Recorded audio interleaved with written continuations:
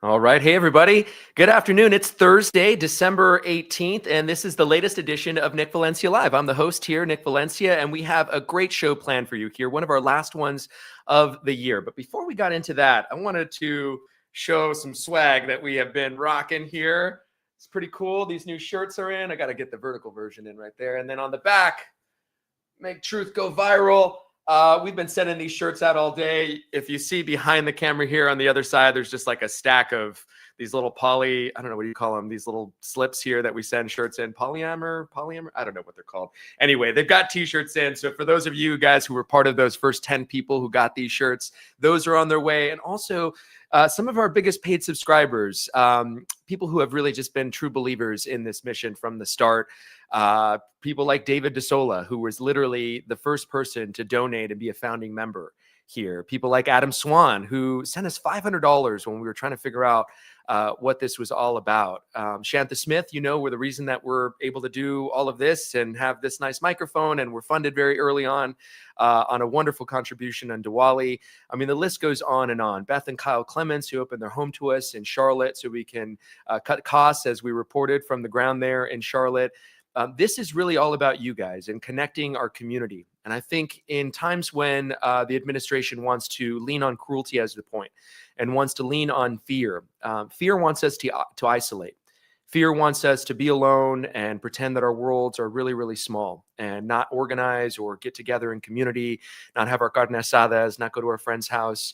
And here with this, we are building a community where we are certain that you are like-minded, where we are certain that you guys are on the same mission that we are on and have the same moral compass.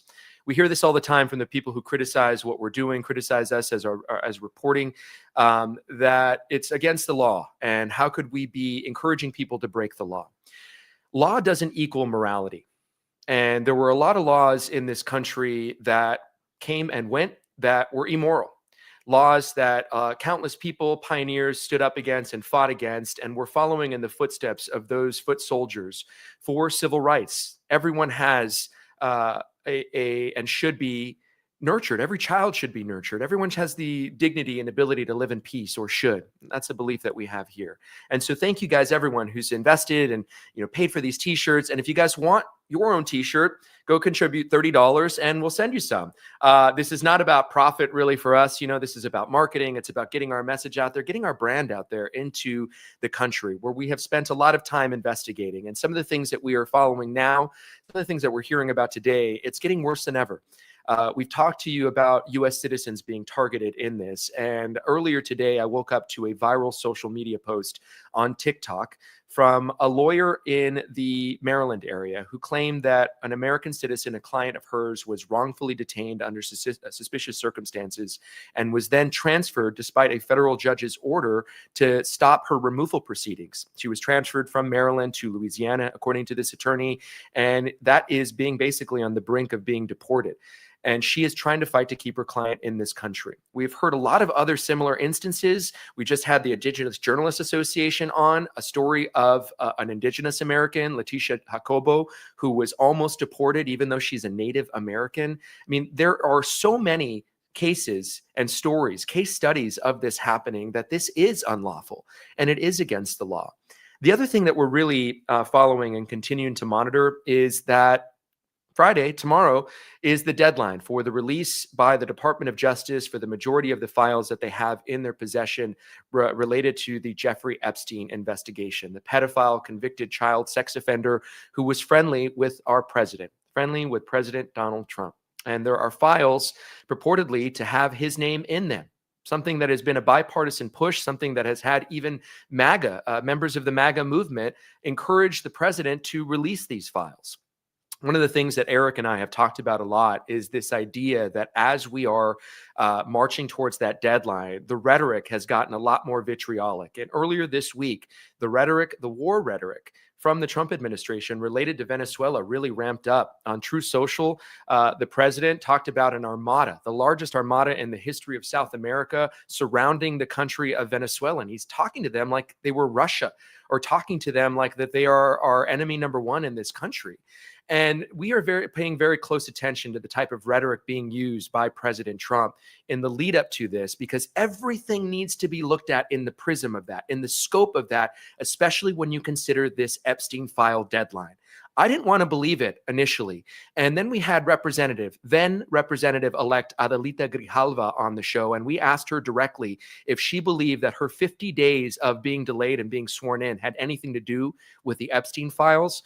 And we heard it from her directly because she was the 218th signature on there to release the Epstein files. And she believed initially that it had nothing to do. And then as the weeks went on and the days went on that she was being delayed and being sworn in, she said, it's too much of a coincidence. I don't believe in these coincidences. So to land this plane and put a pin in this, we are watching very closely as to what the president is going to do, and his language and his Truth Social posts and his sort of posturing towards Venezuela. We encourage you guys to do the same. Okay, that's what we have. That's sort of what we're working on. And also, lastly, I wanted to mention this viral video out of Northeast Georgia that also, I don't know if you guys saw on our social media, of a college student, a white American girl who was stopped at one of these checkpoints, she says, by ICE, and they use the word eradicate, that they want to eradicate illegals from this country. This is what she says. We've also reached out to her to try to get her on this program to flesh out a little bit more. But in case you guys want to see that viral clip, it's on my Instagram, and it's also on social media, just all over the place. Okay, now let's pivot to the conversations, the interviews that we're going to have today. We pre-recorded an interview earlier today with State Senator Nabilah Islam Parks. Is that name familiar to you guys? She is the youngest person ever elected to the state house here in Georgia, and also the first Muslim woman to be elected.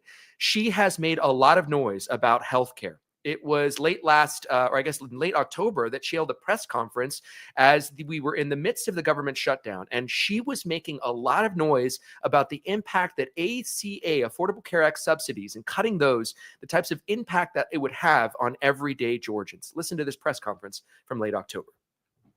In a matter of days, nearly 1.4 million Georgians, including over 640,000 children, could lose access to the food they depend on through SNAP. This is not some distant policy debate. This is a humanitarian crisis unfolding in real time and on our watch. Let me be clear. Food is not optional. This is not about politics. This is about children eating dinner. This is about seniors being able to take their medicine with food.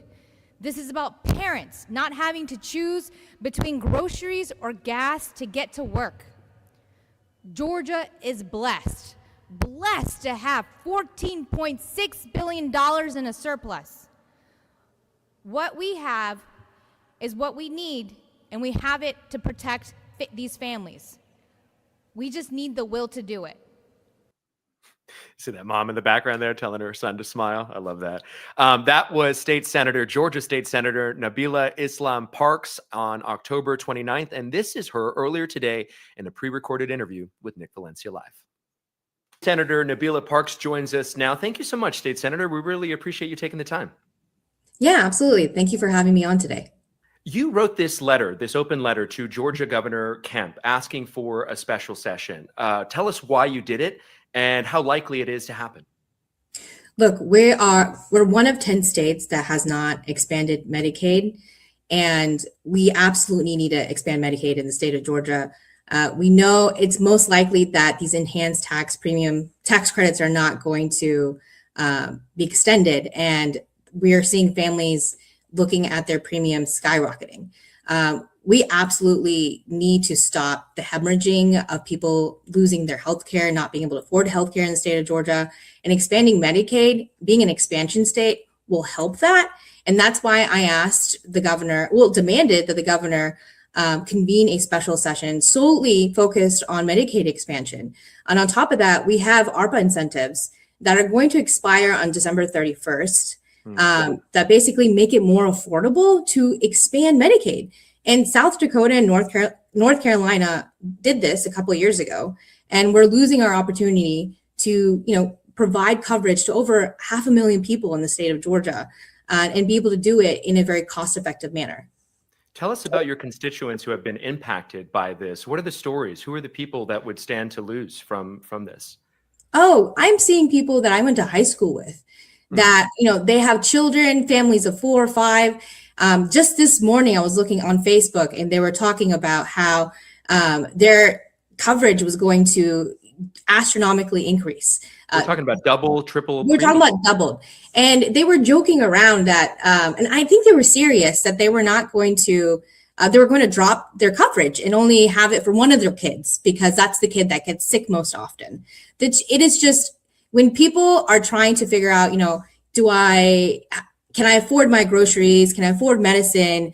These are the choices that people are making right now. Can I go to the dentist? That's not even, something like as easy as that or as simple as that should be is becoming a choice of whether or not I've got to live with this pain or, just sort of stick it out. My producer who's in California, he was looking at a 600% increase for his healthcare costs. Yeah, no, we are seeing that right now. It is insane. And this is an affordability crisis. People are going to die, right? We don't just go to the doctor when we're sick. We also go to the doctor to prevent from getting sick because, having checkups, it's going to result in medical bankruptcy. People are going to, go uninsured. And when they're sick, they're going to go to emergency hospitals at the emergency room, and they're not going to be able to pay for this $20,000 bill. We are going to see more hospital closures in the state of Georgia because it's a compounding health crisis, right? We're seeing people that are going to lose their health insurance, undoubtedly, because they can't afford it. And plus, we're not expanding Medicaid, where we don't have Medicaid expansion in the state of Georgia. So now our hospitals, especially in rural Georgia, they're not going to be able to keep up. We've already lost 9 hospitals. It's such an unimaginable circumstance that we're going through, that thousands, millions of people across this country are going through. And it shouldn't have to be this way, especially in the richest country in the world. The amount of money that you have in your pocket should not determine whether or not you receive healthcare. It's not just a healthcare crisis, it's an economic one. We're seeing rural hospitals closing left and right. I remember it must have been more than 5 years ago now being out in rural Georgia and talking about the crisis there, the lack of doctors, the lack of just hospitals there and access. It's going to be a big impact here in Georgia with the big healthcare systems we have. That's what you're saying here. Oh, absolutely. Look, I just gave birth about 17 months ago. Congratulations. Thank you. And going through that process and seeing how it affects women and other parts of the state was just extremely sad. It's going to increase maternal mortality, infant mortality in the state of Georgia. We already have such a hard time getting coverage for mothers seeking care in places where it's basically a healthcare desert. This is just going to make it so much worse. And so instead of finding solutions to expand coverage, I think it's ludicrous and absolutely just cold, just to do this to people. And so expanding Medicaid would be definitely a remedy that could help over 500,000 people and so much more that are going to lose their health insurance because they can't afford it because these tax credits are expiring. And Governor Kemp has pushed back on this, as have Republicans nationally. But here in Georgia, he says he doesn't have the authority to unilaterally redirect these funds. When you hear that and then see images like this, we pulled this image up. This is after we came to terms for a shutdown agreement. Eric, can you show this image here that the GOP, this is from the official White House account. And if you can't read it, it says how the illegals stole healthcare. You have these narratives being spun, State Senator. How do you react to that when this is the truth out there for some people? They are scapegoating immigrants. Undocumented people can't even qualify for Medicaid, right? They are scapegoating immigrants and trying to just make it harder for the American people. And honestly, they're playing politics with people's lives instead of and making cheap shots like that. It's disgusting. And especially for the White House to do something like that and lie about it and taking people's health care away and blaming undocumented people is just when these folks are paying taxes, they're working. It's just unacceptable. And states like the state of Georgia and the other 9 other states that haven't expanded Medicaid, they need to do so. And Governor Kemp is holding our healthcare hostage by not doing so. In fact, he has his Georgia pathways where, he got his work requirements because he wants to combine healthcare in a and a job program together, but it's not working. We have about 8,000 active enrollees, when the goal was to get, over 500,000. So it's whatever the Republicans are doing in the state of Georgia, it is not working. And we just need to continue to follow the lead of the 40 other states in the state of Georgia. I'm not saying Georgia, of America, red and blue, and expand Medicaid. Do you believe you have bipartisan support? I mean, we're really close to a regular session, so the likelihood logistically of trying to get this special session, it might not happen, but this is clearly going to be a bipartisan push, do you think? Or do you think you can get this special session? Tell me about it. So doing the special session now would have been ideal, right? Before December 31st. Look, Colorado just this past Monday they just convened a special session. So if there is a will, we can get it done. All right. And so I'll be honest with you, it looks highly unlikely that he will do a special session. But it needs to be known that we are giving up special ARPA incentives to expand Medicaid, that we have not done so in the state of Georgia. We're choosing not to expand it. I will say that there is bipartisan support to expand Medicaid because a lot of my Republican colleagues, they represent rural Georgia. So these hospitals are closing down in their districts that are not only providing healthcare, but they're also providing jobs. And so they are feeling the pain of not expanding Medicaid. And in fact, we actually had a couple of Republicans co-sponsor legislation with Democrats in the state Senate on offering legislation to expand Medicaid.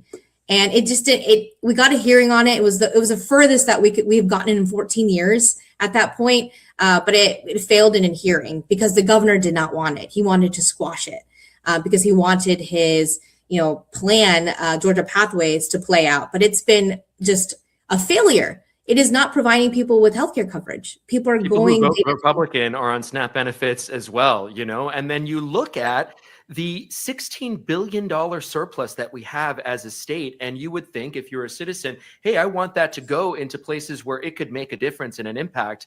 And we're talking about healthcare. I mean, it can go make an impact right away. Why don't we use that money that way? Look, a budget is a moral document, and you are 100% correct for asking, why are we not using that $16 billion in surplus to support people in healthcare, in modernizing our SNAP benefit system, providing more maternal healthcare to healthcare deserts across the state of Georgia, fully funding public schools. There's so many things that we could be doing to help the public with our public money, but we're choosing not to do so. In fact, our governor is using it to subsidize corporations to come to the state of Georgia by the tune of billions, right? And so instead of using that money to actually help working Georgians on a day-to-day basis. And so real quick, you mentioned SNAP benefits. When the government shutdown happened, I actually sent another letter to the governor asking him to declare a state of emergency. Other Republican governors, like the one in Virginia and Louisiana and others, had already done so.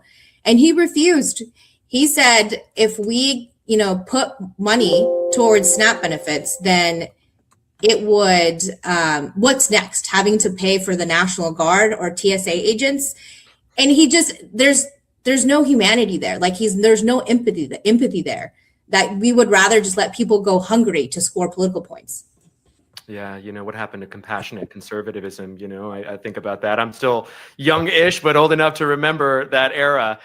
We only have a few minutes left with you, State Senator. You've been so lovely with your time. I have to ask you, what has it been like being one of the youngest elected officials in the state?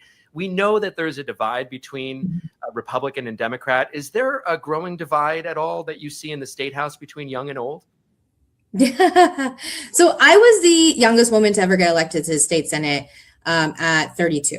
And I was actually the first woman to ever give birth while serving in the state Senate, which is, it is amazing, but also it was 2024. So I will say that being someone like who I am, I wear a lot of hats. I'm the only daughter of immigrants in the state Senate. I'm the youngest woman there. I'm the only person that's given birth while serving, and et cetera, et cetera.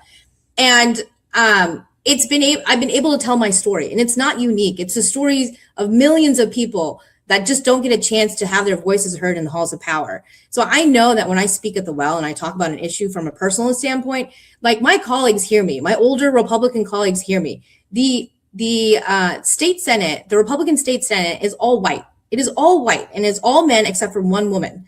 And so for them to hear from me about my communities and their struggles, I want to say it does make a difference in terms of just like shaping, like maybe changing their minds a little bit, but their votes are still the same. They vote in a partisan manner. But I'm hoping that if we get more young Republicans and young Democrats together, that at least on a generational standpoint, that there are things that we can agree on that are just not working for our generation. Amen. Last question I have for you. You are a daughter of immigrants. What do you think when you look at what's happening on our streets, when you see the immigration forces that are continuing to act on Trump's behalf? It is extremely heartbreaking. I represent Gwinnett County, the fourth most diverse county in America. And a lot of these, ICE arrests are happening where, I live, where I represent. And it is absolutely despicable. We are seeing families torn apart. We're seeing kids afraid to go to school. We're seeing children being, parentified and, trying to figure out how to save their parents. I mean, there's just so much anxiety that is happening within our communities. And look, we saw the statistics that the majority of these arrests, over 90%, none of these people in our communities have a criminal record. In fact, they're arresting people at work. I thought the argument was these undocumented people are, they're taking away our Medicaid funds, right? And so, because they're not working. I mean, these are folks that are contributing to our society. And to see that we are treating people like this, like subhuman, is extremely disorienting. And I want more and more people to speak up, more Republicans to speak up, because this is not sustainable. We cannot continue to treat people this way. This is not the America that I grew up in, and I won't stand for it. And laws don't equal morality. People can say that this is the law and the actions of these federal agents aren't against the law, but it is certainly against the morals that we stand for, especially here on this program. Slavery was legal, okay? Just for context, slavery was legal. Right, exactly. People at one point in this country were 2/3 a person, and there were people out there that were defending that. I mean, there were so many laws that were divisive during civil rights, segregation laws. I mean, that doesn't mean that it's the right thing to do out there. It's really just terrible to look at and to watch. Is there anything that I haven't asked you that you think is important to know, State Senator, or anything that you'd like to talk about? Now's your chance. No, I think we touched a lot of really important subjects. I think the state of Georgia is looking at legislation in repealing the state income tax, which is going to hurt working families. So that is something that the Democrats will be fighting against, including myself. I think this is extremely regressive and will hurt working families. And so that's going to be a top issue that we're going to talk about next year, because so many people are running for office and they're trying to use this as like a political tool. And speaking of next year, this is our last show of the year, or I think we're close to the last show of the year. So if I don't see you before then, Happy New Year, Happy Holidays. I hope you have a great rest of the year. Thank you so much for taking the time with Nick Valencia Live. That was State Senator Nabilah Islam Parks. She has her work cut out for her in 2026. Georgia is going to be one of those states that everyone's taking a look at here. I mean, all these local news stations, they were just flooded with cash. Their pockets look like Scrooge McDuck, I'm sure, because of all the financing that came in with the advertising, the commercials. 2026, Georgia is effectively a purple state, and Gwinnett County is a bellwether. I mean, sometimes it goes Democratic, sometimes it goes Republican. I knew that presidential candidate Kamala Harris had her work cut out for her when, just after she was selected by the Democratic Party to be the nominee, there was people that I spoke to in Gwinnett County that weren't so certain about her, and they weren't, this enthusiasm that the Dems thought it would inject right away wasn't being reflected in Gwinnett. And so I'm sure Senator Islam Parks will be out there front and center actively trying to rally her party and get him going. We turn now to California. The show is all about the South. We go from the South here in Atlanta to Southern California, where the 34th Congressional District, one of the most diverse districts in the country, and also, unfortunately, I hate to say it, you guys don't vote. People really don't go out to vote there, which is why when we met this next person, our next guest, Loren, Colin, during the No Kings Protest 2.0, he was very bullish about his opportunity and his chances of challenging Congressman Jimmy Gomez. He thinks that if he could just get enough people out there to vote and ride this progressive movement, he could unseat the incumbent. We're joined now live on Nick Valencia Live by Loren Colin. Thank you so much for taking the time with us, man. Welcome to the show. Thank you, Nick. I appreciate being here. Good to see you again. Good to see you again. So tell us, you just announced your official run, your nonpartisan run. Tell us about it. Yeah, I have been an independent, nonpartisan person my whole life. It was in 1996 when I watched Bill Clinton, actually during the last immigration debate, basically cave to Republicans, and that was after already having welfare reform. And it just wasn't, to me, the Democratic Party was Franklin Delano Roosevelt, was LBJ, not Republican light. And I just got a sense, as a 20-year-old, that the Democrats were never going to fight for people. And I never felt like I had a home. And, here with our two-party system, I'm sure 98% of my votes in my lifetime have been for Democrats because I never had an option. So I am running using California's nonpartisan open primaries to show that what we can do. It sort of started in a very selfish way, right? Like, I've always wanted to vote for someone nonpartisan and independent. Well, no one else is doing it. I'm going to do it. So that was the genesis. But in the 9 months that I've been doing this and talking to people throughout California 34, this is so much more. It has nothing to do with me. And it's about representing real people and giving them the opportunity to materially improve their lives. And that's what everyone here in California 34 wants. I'm sure you've heard this criticism before about the third party, and I just want to hear it from you. You hear it from Democrats a lot. It's like, oh, why run? You're just splitting our vote. You're taking it and basically assuring that the Republican wins. You heard it a lot with the critics of the Genocide Joe folks who blame, in part, the position that we're in now. How do you remedy that? And what's your message to people who feel like it would just almost guarantee a worse off candidate or the worst of the two choices or whatever many choices?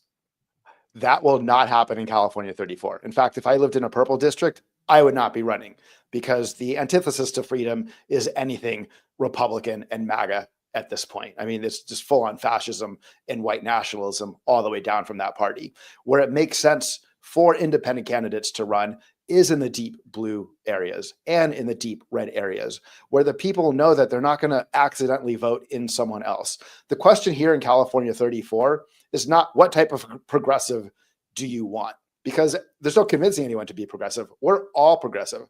The question here in California 34 is what type of progressive leadership do you want? And I think that people are coming to understand, fully 1/3 of the district is already registered nonpartisan. And the other 2/3 are basically Democrats. I think people are coming to the realization, especially if you're in one of those deep red or deep blue areas, that the parties at the end of the day work for the parties. That's who, if you run under a party banner, you do not at the end of the day represent the people. You owe your existence to the parties and the donors of the parties. And you could have the truest of truest intentions, but the party bends you to its will. You do not bend the party to your will. And people will point out like, well, what about MAGA and the takeover and the Tea Party? That was all astroturfed. That was a 40 to 70 to 100-year project of millionaires and billionaires. And people on the left are like, well, we can do that grassroots. Like, no, you can't. No, you cannot. What we need to do in progressive circles for progressive power is to run nonpartisan independence. And there's multitudes of us. There's one running, Steve Hill in California 37, just to the south. I've met people in North Carolina, in New Jersey, in Florida, in New York, running for Manhattan, in Manhattan.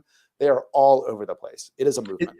Is this the moment to do it then? I mean, you look at the landscape, Loren, you look at what's out there, and you just ticked off 3 different places that are having chances with progressive candidates. Why is it the moment right now for progressive candidates?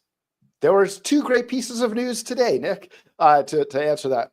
One is the Democratic Party overall has a minus 55 favorability rating and has a minus 61% favorability rating amongst independents, which would include nonpartisan registered voters.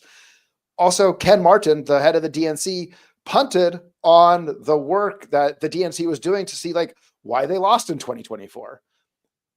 I don't again, everything that the Democratic Party does starts and stops with consultants. I don't do consultants. I go out and I talk to the people of California 34 and all over, not just in Northeast LA and East Los Angeles, which is sometimes where a lot of the people think, because truly that's where the votes are, but they also think that's where the district starts and stops. But this district covers the downtown core. It covers MacArthur Park and Westlake. It covers all of Koreatown and all of Pico Union. I go to those areas and I recognize, again, like, are there a lot of votes there? No, but are there people who need to be represented? And if you're nonpartisan, you understand that you only owe your the chance to run and the chance to be elected and the chance to represent to the people. So I have to represent all 740,000 people, and people are feeling it. That's why they are moving away from parties. And we know that non-party registration is far outpacing party registration for Democrats and Republicans across the country. When I think progressive right now, I hear a lot from progressives just about this. They are really loud about AIPAC, and they are really loud about funding from Jewish lobbies. They are really loud about that influence of, and how much it's infiltrated into the Democratic Party. Is and the right has seen anti-Semitism. You have this white nationalism now. You have this fraction, the emergence of someone like Nick Fuentes, who thinks that Trump is too light. So is progressivism about trying to get AIPAC money out of politics in part? I think my type of progressivism starts with dignity for all. And that's really the foundation of my run. And as I go around California 34, that's what resonates, and that's what gets people's attention first. We are one of the most diverse districts in the country. So when you start from the place of, I see you as a human being and I empathize with you, I don't have to agree with you. Dignity for all is not about agreeing with someone. So is anti-Semitism wrong? Absolutely. Yes, it is. Any form of discrimination wrong? Absolutely. Yes, it is. But again, when people conflate anti-Semitism with anti-Zionism, well, no, Zionism is in its own form and its own sense a form of racism and racial hierarchy and creating an ethno-religious state, right?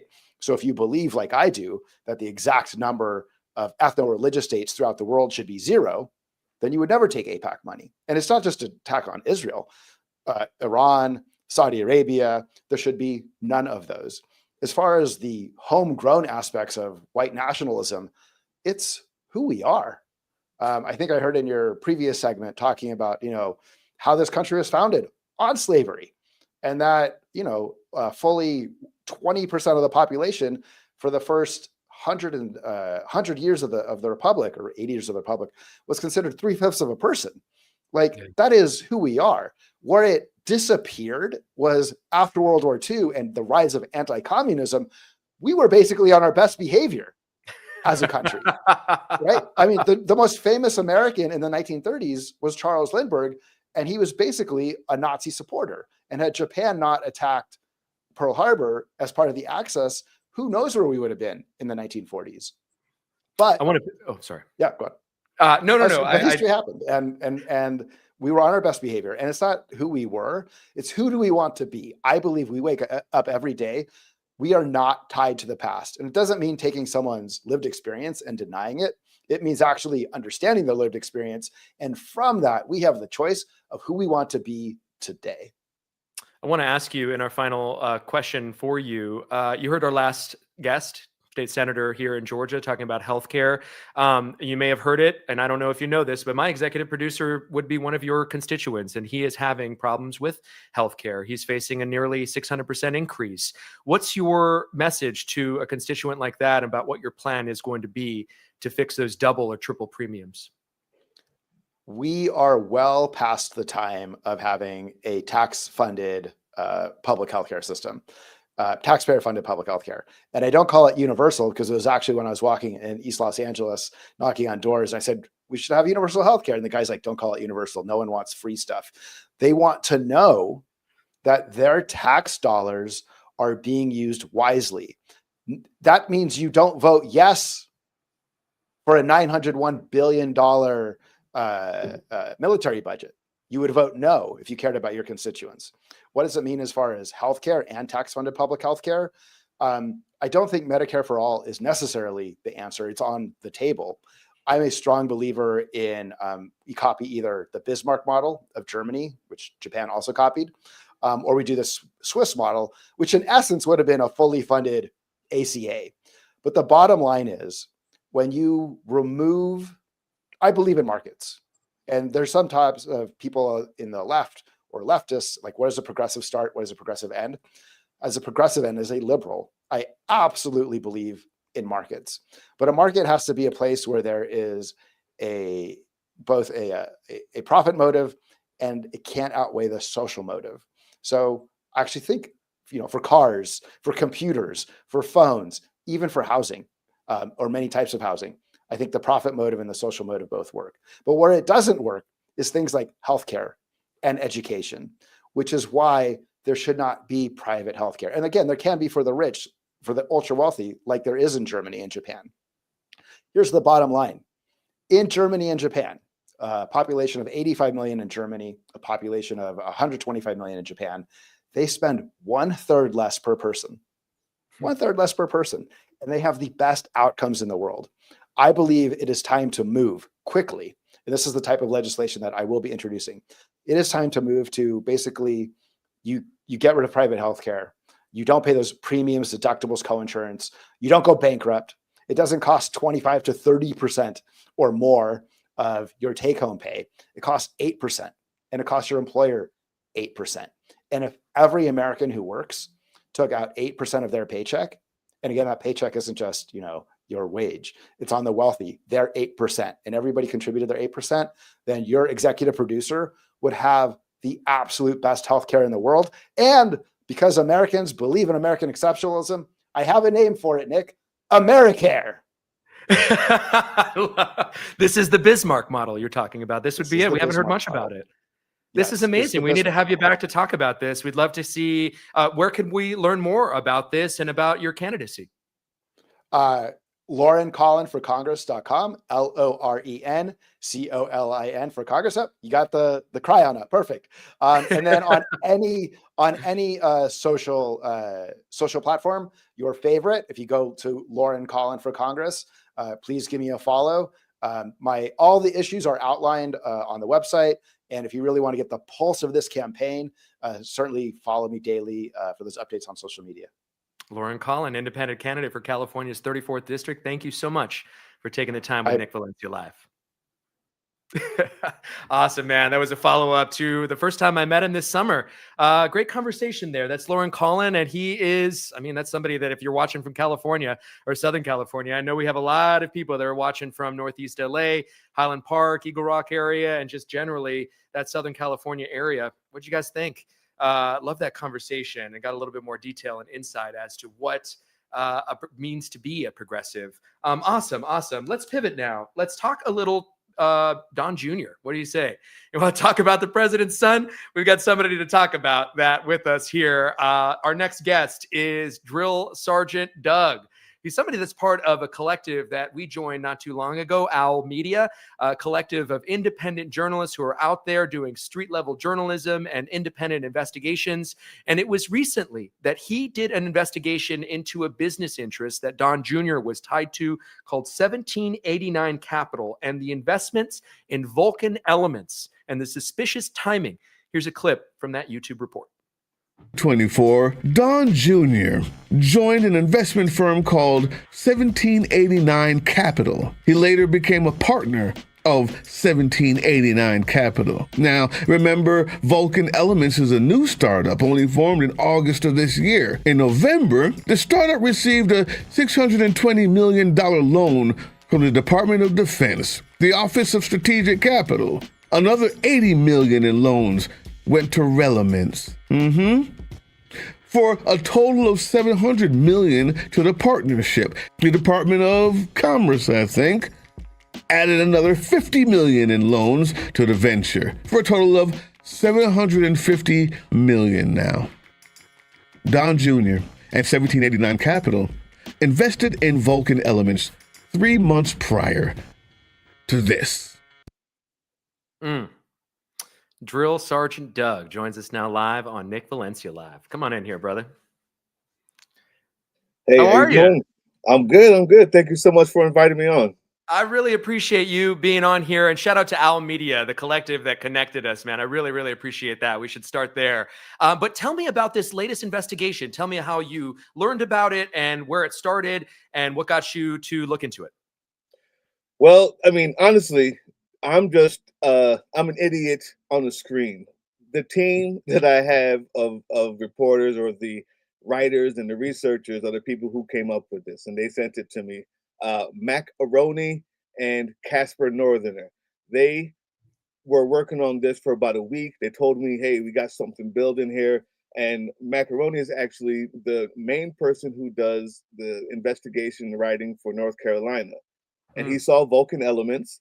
He saw that this.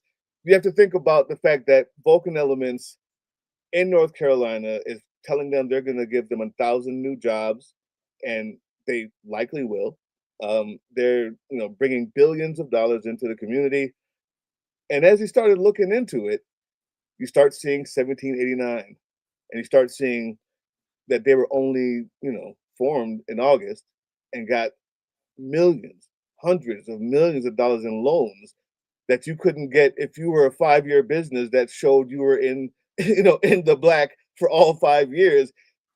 It just Something looked was up. weird, Something was right? sticking out to you guys there. Yeah. So immediately after that, he got Casper Northerner involved, and I just started getting reports in. What about Cerebras Systems, 45 million? What about Firehawk Aerospace, 2 government contracts? And all of these are companies that Don Jr. or 1789, or until they became the same thing, because Don Jr. now is on the board of 1789. All of these people, as soon as his name was involved, government contracts appeared, all the way from last November, the minute his dad was elected. Hmm. What? So, I mean, this is not debate you. I mean, this is we're covering corruption here. We want to uncover this, but it seems like anyone attached to the president gets away with it. It's like Teflon Don. Why should we care about this, and why is this one a significant story? If it was just one, it wouldn't be. Mm. Let's be honest, because the corruption, 1789 is basically helped to be founded by Peter Thiel. We know the corruption goes deep, right? But what makes it even more of a big deal after you start seeing one after the other, after the other, after the other, is you realize that it's not just the corruption about money, right? But it's about media influence. 1789 is investing in Tucker Carlson's media ventures now. It's about Mm. rare earth minerals. All of a sudden, the you know the I don't want to say the wrong word. Our orange president has decided to put or at least says he wants to put a blockade on Venezuela. People think it's about the oil. Sure, I'm sure it is, but they also have the most rare earth elements, the most. I Mm. believe in any country under their earth that belongs to them, not us.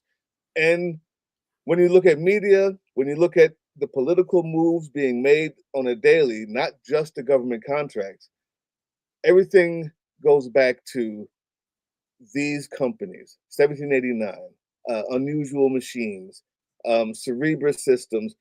These aren't. It's not just about the corruption and money. It's about the media, the political moves, and it's tying together to forward us into a form of fascism, or the next form of fascism that we're just not in yet.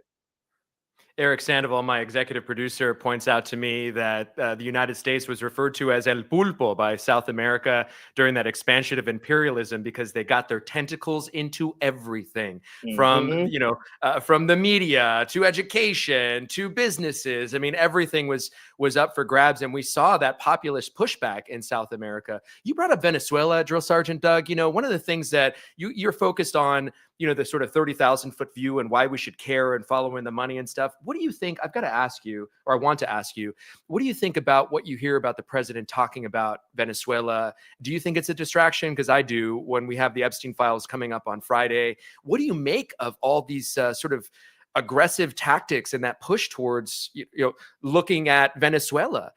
He's the peace president, right? He's supposed to be.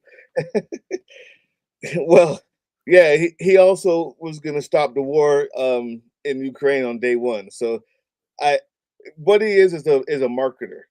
So I'm hesitant to use words like distraction because yeah, it's a distraction, but it's also a very, very, very real political outcome, social outcome, a actual real thing that happens. I heard the quote that the person, if there's two people in a debate, one person says, I'm going to give health care to all and make it so everybody can make $40 an hour. And then the other person falls into the orchestra pit. The only person that will get recognized and get shown on TV is the person who fell into the orchestra pit. So yeah, it's a distraction. Except the orchestra pit this time is a war in a foreign country being backed by the worst players on earth, from Russia to North Korea, losing the Five Eyes, which is all of our intel, and trying to gain what I think they're calling the C3 or C4, which is the only intel we have is the people who we're supposed to be spying on. It's a distraction, yeah. Tomorrow might be a big day, sure, but it's also part of the Peter Thiel plan. It's part of the um, network state plan that Peter Thiel. Every single thing that Elon has done has been backed by 1789, right? And the including Neuralink, include every single thing that's bad. Might be a distraction, sure, from um, Trump's ego's problem, because that's the only thing that's going to get hurt. But in reality, it's all a part of the plan to take over, be in power of as much land, money, and people as possible to service the ultra rich and the people who they believe are worthy of a free life, of liberty, and everyone else is here to serve them. Yeah, the land, the resources, it's always about that. We were, looking at what happened with Iraq and the invasion of Iraq. You think about just anywhere, looking at the resources of a country. You talk about the mineral rich country of Venezuela, the oil rich country of Venezuela. You're a veteran. Are you a combat military veteran? Did I get that right? Is that No, I was never in combat. I never in was a drill combat? sergeant. So only time I was activated before I became a drill sergeant was I was a finance specialist. So I went to Fort Bragg and did work at Fort Bragg while they shipped off overseas.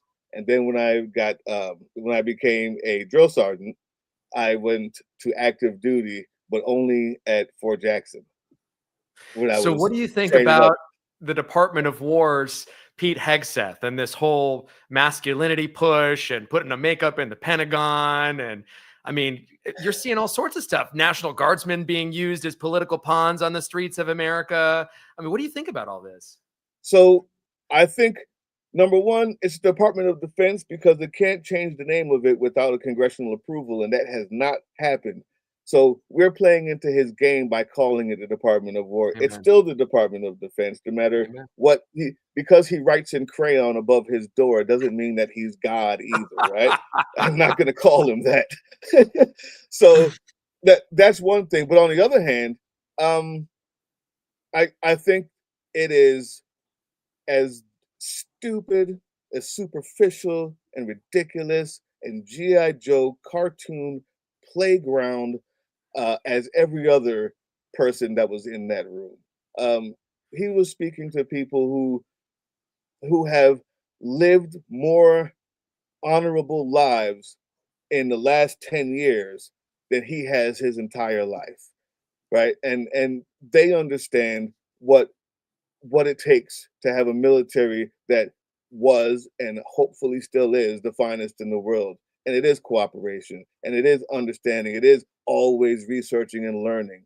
You don't play with GI Joes at the military academies. They learn history, they learn diversity, they understand why it works, they understand why we have a voluntary military instead of a draft, or instead of you have to be there when you turn 18 like other countries.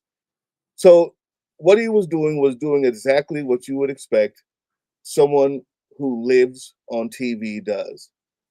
He was playing apart.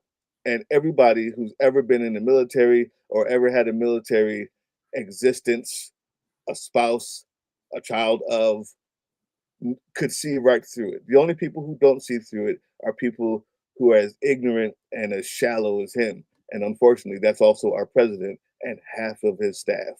As far as military in the streets, I can only say do not follow unlawful orders. If you're watching me today, do not follow unlawful orders. I hate it that they have to be there. I'm often torn between, because we get really foul. I also work with Sons of the Liberty, and it's a bunch of veterans, and guys like Big Sarge is hardcore combat vet, and we look at them cleaning up the streets and standing around, and we're torn between saying we know that you were told to be there and you probably don't want to be there, and the other side saying, what are you doing there?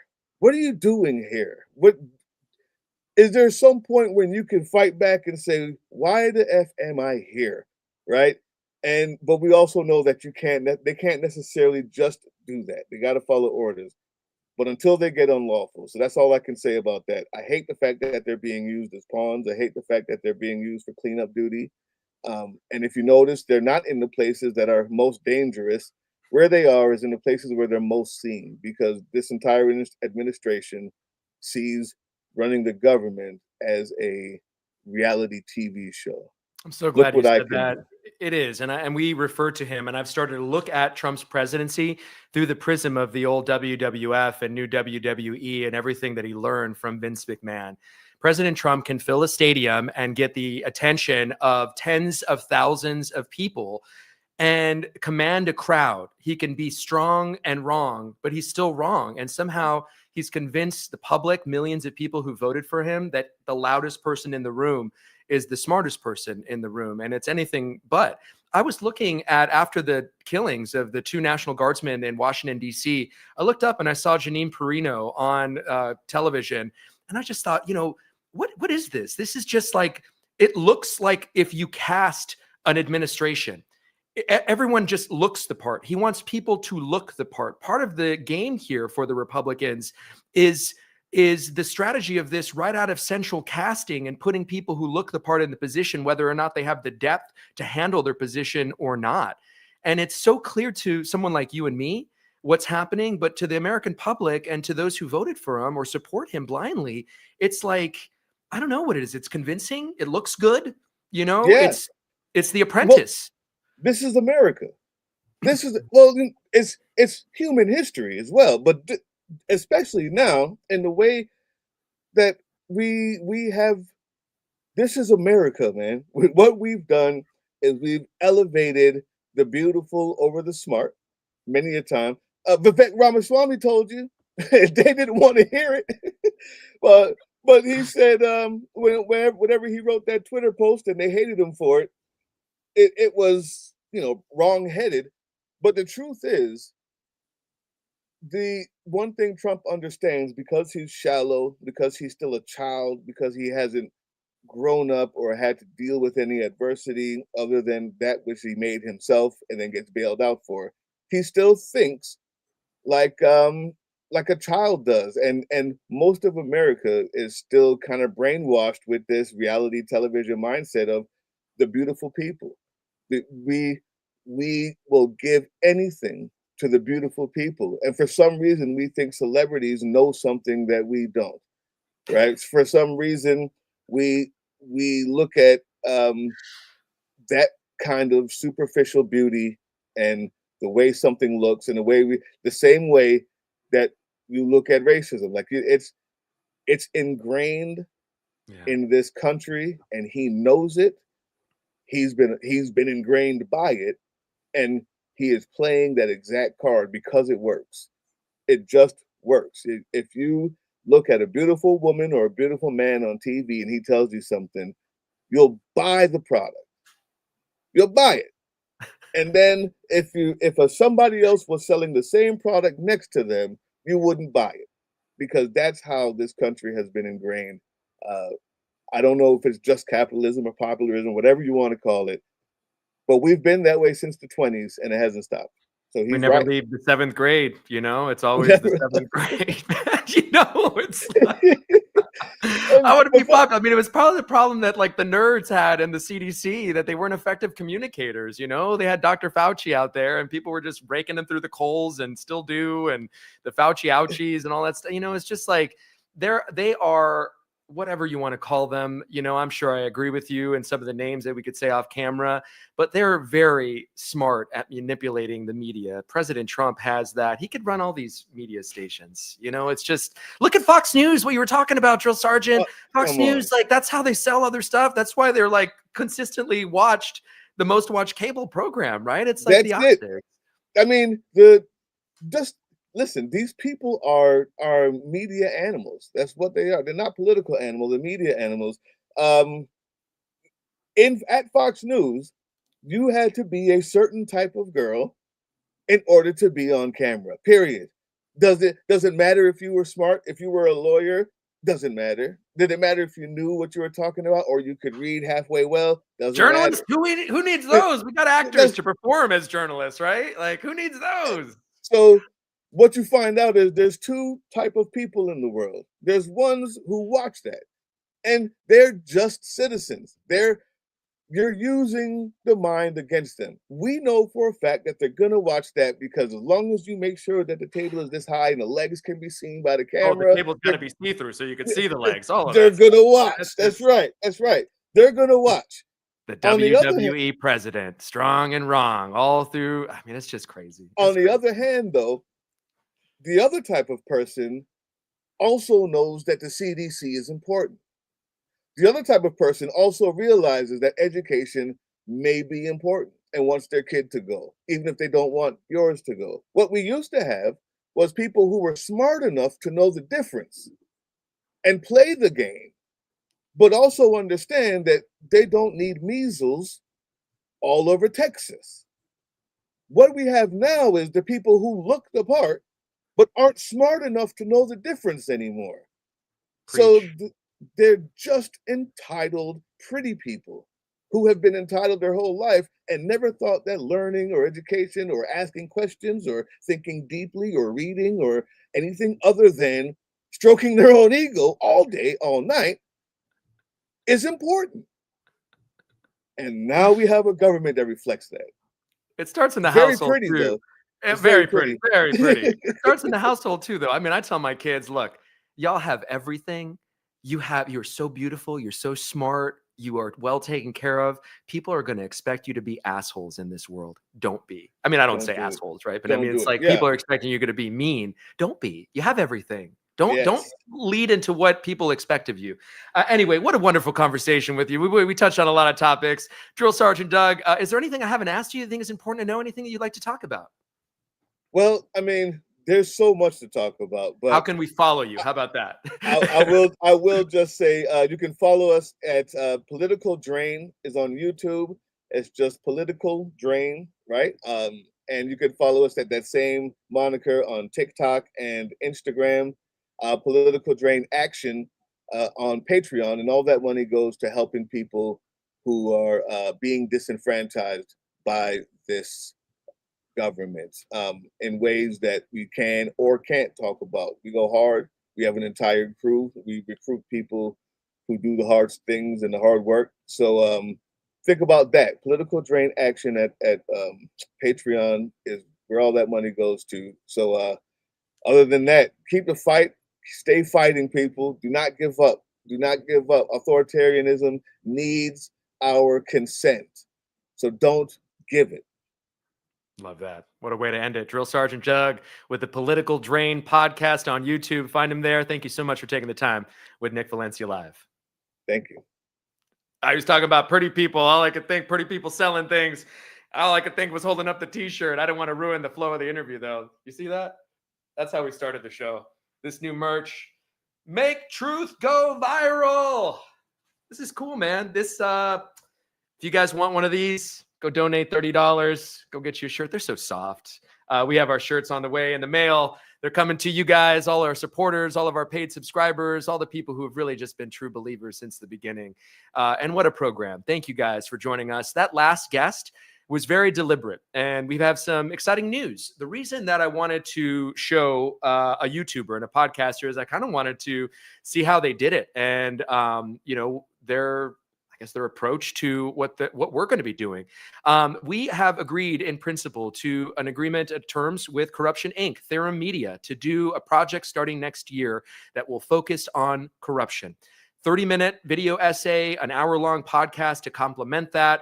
This is taking off. That's the point of all this. I don't want to bury the lead, guys. The point of all of this is what I'm trying to say is this last 6 months has been for a reason. Not only have we made an impact and seen the engagement, the audience that we've created, lawmakers who are now coming to us to stay informed on issues. We've also been seen by benefactors, people that want to make sure that we're able to continue and keep doing our journalism in the months ahead. We started by saying that this was unbought, unafraid, and unfiltered. We are unbought.